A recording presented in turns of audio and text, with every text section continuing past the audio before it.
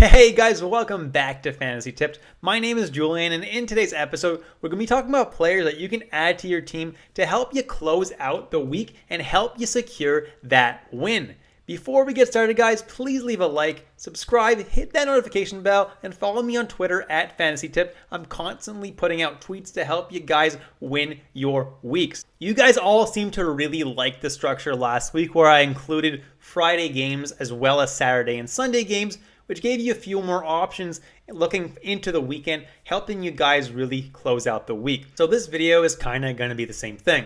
First, I'm going to talk about some forwards that play Friday and Saturday, then some forwards that play Friday, Sunday, then some forwards that play Saturday, Sunday. This way you can adjust what your needs are to my video, right? If you have room in your lineup on Friday, Sunday, you can add a player from that list. If you have room on Friday, Saturday, and Sunday, then maybe go for someone who plays Friday, Saturday, and then grab someone from any of my Sunday lists, right? That might be the best strategy for you if you have room all 3 days. Otherwise, I'm going to be talking about some defensemen later that play on all 3 of those days as well. So you can go and grab defensemen as well if you can only fit defensemen, right? I'm including all 3 days so you can adjust to your own needs and see what you can fit in your lineup. So as you can see here, there are 14 teams that play on Friday, 20 that play on Saturday, and 10 that play on Sunday. So in all likelihood, you can fit players on Friday and Sunday, but less likely you can fit players on Saturday. Again, it's not going to be like that for everybody, so make sure to check your teams and see what you can and can't fit in your lineup. Alrighty, so teams that play Friday and Saturday are Arizona, Buffalo, the Devils, the Flyers, the Penguins, and the Capitals. So for this first section, I'm going to be talking about players from those teams that you can stream for Friday and Saturday. And the number one guy that I would stream is Jesper Bratt of the New Jersey Devils. The dude's on an insane streak right now. He's doing so well, playing on the top line with Nico Hischier, looking pretty good right now. Next, I got Evan Rodriguez, only 30% owned, playing on the top line with Jake Gensel, who's insanely hot right now, and Sidney Crosby. Like the deployment there. Evan Rodriguez is definitely someone who could put up some points for you on Friday and Saturday. Next, I have Victor Olofsson of the Buffalo Sabres playing on that top line with Tage Thompson and Jeff Skinner. He's also top power play. Obviously not the best team in the world, but Olofsson's arguably the best player on Buffalo.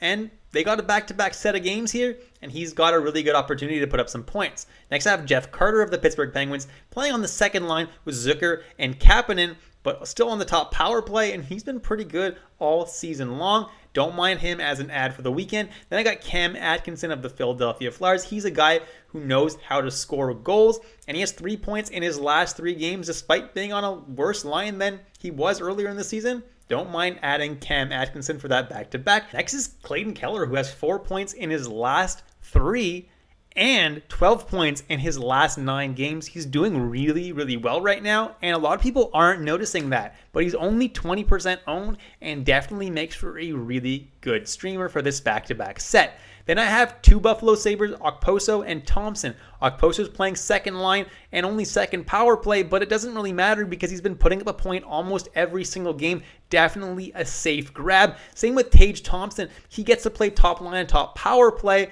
and he gets to play with Olofsson, so he's definitely got a real good chance to put up a couple points as well. Next is Andreas Johnsson of the New Jersey Devils, and he is a guy who can just explode at any moment. He's playing on a line with Jack Hughes, so that's definitely not a bad place to be. And there was a game just a few days ago that he scored 4 points, 2 goals, 2 assists. He's a guy who can explode at any time. So if you're desperate for a lot of points, he might be the best guy to grab because he's really boom or bust. Next is Phil Kessel of the Arizona Coyotes playing on that top line with Clayton Keller, and he has 9 points in his last 11 games. Not quite as hot as his line mate Keller, but he's actually doing pretty well. So he's a pretty safe bet to put up an assist or 2 if you pick him up for that back-to-back set. Then I have Jeff Skinner, who's playing on the top line with Tage Thompson and Victor Olofsson, 2 guys that I already mentioned. He's also getting top power play time, so the opportunity is definitely there for Skinner to put up points. Then I have Kevin Hayes of the Philadelphia Flyers playing on a line with Cam Atkinson. Not my favorite ad in the world, but definitely an opportunity there to put up some points. Travis Konechny is another guy who recently in his last game put up a couple of assists, so I don't mind him as a streamer. If everybody else above him in the list is already taken, he can definitely put up a couple of points. Then Kapanen and Zucker play on a line with Jeff Carter. really not my favorite options, but they definitely could put up an assist this weekend. Next is Morgan Frost, playing on a line that looked pretty decent last game with Giroux and James Van Riemsdyk. And he's only 1% owned, so it's pretty likely that he's not owned in your league. Definitely someone you can consider if you're in a really, really deep league. And then I got Nico Hischier of the New Jersey Devils playing on the top line with Brat, so the opportunity is there. He hasn't been producing himself. So he gets top power play and top line, but the production hasn't been there as of late, but definitely not the worst option, especially considering he's playing with a super hot player right now in Jesper Bratt.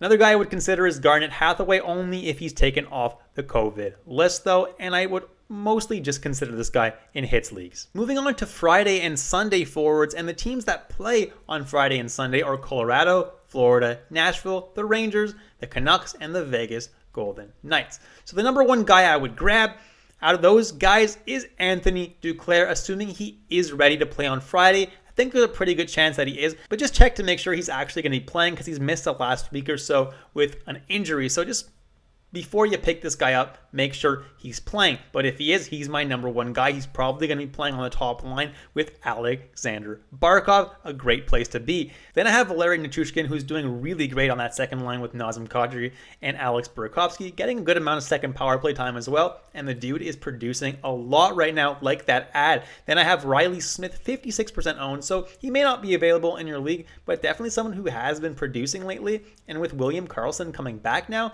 his line is better than ever. Then I have Ryan Johansson of the Nashville Predators. He's having a really good season this year. Doesn't have that great of a line, but he plays on that top power play with Forsberg, and he has been producing. Then I have Capo Kakko of the New York Rangers, and he's playing on the top line right now with Mika Zibanejad and Chris Kreider. So definitely a good place to be for him. And he finally seems to be producing. So let's see if he can carry that through. Right now, I like the look of Capo Kakko. Then I have William Karlsson, who's finally back from injury, playing with Riley Smith and Jonathan Marchessault. Not a bad place to be. Then I have Anton Lundell of the Florida Panthers centering the third line. And recently, he's been doing pretty well. Next, I have Nick Roy and Evgeny Dadonov, two parts of the third line in Vegas. And you'd think now that these guys are down in the third line, they don't have that much value anymore, which I kind of agree with, but lately they've been putting up some points, so honestly not the worst streamers for this back-to-back set if nobody above them in this list is available. Then I have Luke Cunnin, who gets to play top line with Ryan Johansson, Dryden Hunt, who plays with Artemi Panarin and Ryan Strome, not a bad place to be. Then Alex Newhook, who centers the third line in Colorado, and then I have Tanner Ginot and Eli Tolvanen. Ginot is on the third line in Nashville, and Eli Tolvanen is on the top line with Johansson. But Ginot has a pretty safe floor due to the fact that he hits a decent amount. So what if you're watching this video a little bit later and you want to stream a player for Saturday and Sunday, or you just want to stream a player for Saturday and Sunday? Well, players that you're going to be looking at are from the following teams: the Ducks, the Hurricanes, the Wild, and the Blues. That's it. Those are the only 4 teams that play Saturday and Sunday. Now, the number one guy that I would grab personally, and this is a little bit biased, but I do love Matt Zuccarello, and he's playing on a really good line right now with Hartman and Kaprizov. Kaprizov is on fire, so Zuccarello is definitely someone I'm looking to add right away. Can't believe this guy's only 35% owned. Then I would add Rickard Rakell on an insanely hot line with Sonny Milano and Trevor Zegras, definitely someone I'm adding right now. Then I have Marcus Foligno, who's playing on a line with Joel Eriksson Ek and Jordan Greenway, the kind of a line that he was playing on for most of the year last year. But guess what? He's still producing and he hits a lot, so he's got a pretty safe floor. Then I have Joel Eriksson Ek, who has still managed to produce, and he's actually playing on the top power play in Minnesota as well, so that additional value there. Then Trevor Zegras and Sonny Milano, and they're playing on a line with Rickard Rakell, and that's the top line right now in Anaheim, and I really like the look of it. Definitely great players to add for this back-to-back set. Then Nino Niederreiter of the Carolina Hurricanes. Not the best player in the world, definitely not my favorite player, but right now he's playing on the top line with Sebastian Aho. So definitely a good opportunity to put some points for Niederreiter. Then I have Brandon Saad and Robert Thomas. Saad's playing on the top line with Ryan O'Reilly, and Robert Thomas is playing with Tarasenko. Decent spots to put up some points. Then I have Seth Jarvis, who is on the line with Vincent Trocheck. Definitely a decent spot to put up points. Unfortunately, doesn't get top power play time, but still not bad, and he's looked pretty good so far. Then I have Ivan Barbashev, who is also playing on a line with Robert Thomas and Tarasenko. Not a terrible place to be. He slowed down a little bit as of late, but still a good player and decent opportunity to put up some points this weekend. Then I have Jordan Greenway, who plays with Foligno and Joel Eriksson Ek. Only 3% owned, so might make for a pretty good ad if everybody above him in this list is already taken. Then Jacob Silfverberg of the Anaheim Ducks plays on their third line, so not my favorite opportunity in the world, but he's a pretty good player. Then I have Jordan Staal of the Carolina Hurricanes. He shoots and hits, but he's not going to get too many points, but he has a pretty safe floor just because of those shots and those hits. Jumping into some defensemen now, and the number one guy that I probably would add is Shane Gostisbehere of the Arizona Coyotes. Gets a lot of top power play time, and with Keller playing the way he is, Shane Gostisbehere is someone that I'm looking to add right now, and for that back-to-back set Friday and Saturday, definitely not a bad idea. Samuel Girard is the next guy I would add. He's getting second power play time in Colorado alongside Devon Toews, who's insanely hot right now. He also gets to be Eric Johnson's defensive partner, which is a pretty good place to be. Samuel Girard overall is a pretty good ad right now. Then Jared Spurgeon, who should be coming back from injury and should be claiming that spot, manning that top power play in Minnesota. If he does, definitely a good ad because he should be putting up a lot of points, especially with Kaprizov as hot as he is right now. Then Alex Goligoski, someone who's only playing PP2 in Minnesota, but someone who's insanely hot right now, and he's someone that I'm going to grab and ride the hot streak.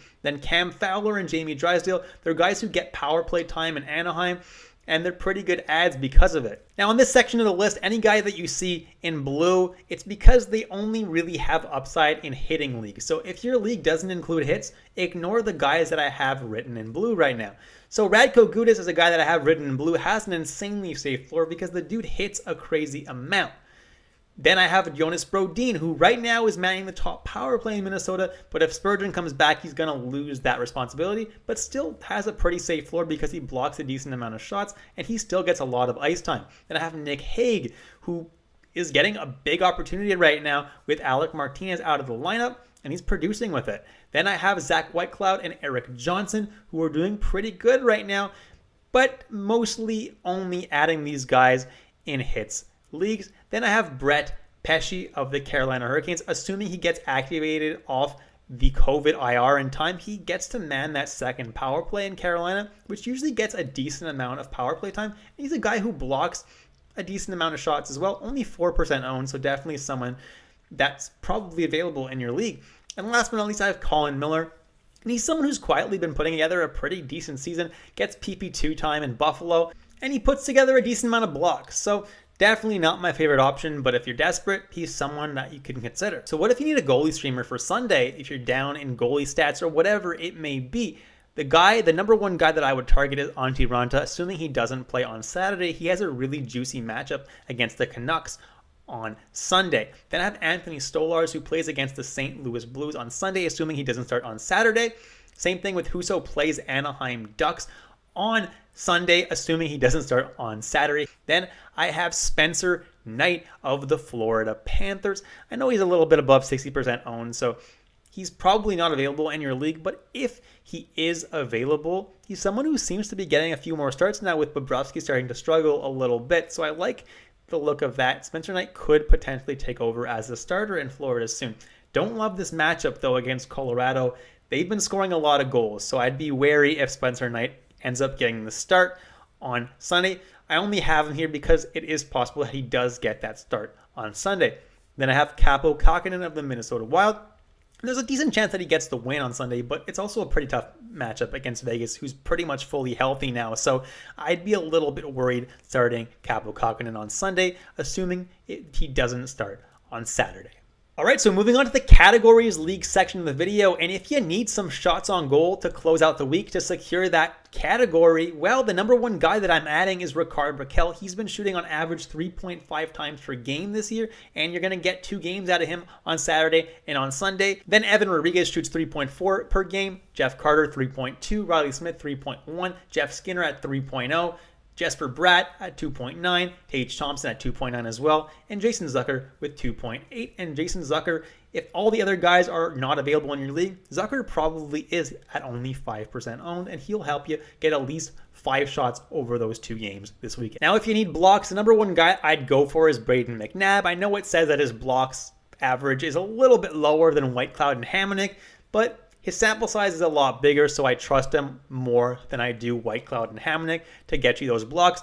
Over the 2 games, McNabb should get you about 5 blocks. There's nobody that really gets that much more than that. Blocks is not a stat that you usually get a ton of in a game. So then I would go Whitecloud and Hamonic. Hamonic is there only because Vancouver is playing at home now and he's not vaccinated, so he does only play those home games. But he has been blocking a lot, 2.5 times per game so far. Then Robert Haig, assuming that he is healthy and does play this weekend. Right now he's out, but he's about a game time decision-ish, so he should play this weekend. He's a guy who blocks 2.3 shots per game, Justin Braun 2.2, and Ryan Lindgren 2.2. Now, if you need hits, the number 1 guy is Ryan Reeves, who's been hitting 4.7 times per game, which is absolutely crazy. Definitely the number 1 option. Then Radko Gudas, who's been hitting 4.5 times per game. His numbers dwindled down a little bit. He was number 1 just a couple weeks ago, but still a pretty good option if you want to grab someone who hits a lot, if he's available. Then Nicolas Deslauriers, who's only 8% owned, but hits 4.3 times a game. So he's definitely someone who can win you your hit stat this week. Then I have Zach Aston Reese, 3.8 hits per game on average, and Luke Shen, who's only 2% owned and also hits 3.7 times on average. If you need to catch up in face-off wins, the number 1 and 2 guys, Nico Hischier and Jeff Carter, are both really good options. If I had to choose between the 2 of them, I probably would lean Jeff Carter just because their face-off win totals are pretty much the same, and Jeff Carter is more likely to get you some points as well. But definitely both really good options for face-off wins. Then Joel Eriksson, who wins you about 9.7 per game. Michael McLeod, who's only 1% owned, who wins about 9.6 face-offs per game, and he's been winning a lot lately. And then Nick Roy and William Karlsson are both pretty good options if you need face-off wins as well. And that's it, guys. Thank you so much for watching all the way through. Please leave a like, subscribe, hit that notification bell. Hope you guys enjoyed the content today, and I'll catch you in the next episode of Fantasy Tipped.